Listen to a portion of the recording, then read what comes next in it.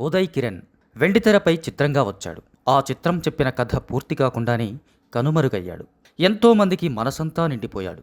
కానీ అతని మనసును గెలుచుకున్న వారే తగ్గిపోయారు. కోట్ల మంది అభిమానులను సంపాదించుకున్న చోటే ఆత్మాభిమానం దెబ్బతింటుంటే ఆవేశమో ఆవేదనో తెలియనితనమో మొత్తంగా ఊపిరి తీసుకున్నాడు. అతని స్నేహం ఇక రాదు అని తెలిసి ఎన్ని హృదయాలు బరివిక్కాయో అతనికి తెలియదు. ఉదయ్ కిరణ్ గుర్తొచ్చిన ప్రతిసారి బాధ కలుగుతుంది. ఆ తర్వాత చాలా తొందరపడ్డాడన్న కోపమూ వస్తుంది. ఆ కళ్ళల్లో కోటి కాంతుల వెలుగులు, నవ్వుల్లో కొండంత ఆత్మవిశ్వాసం.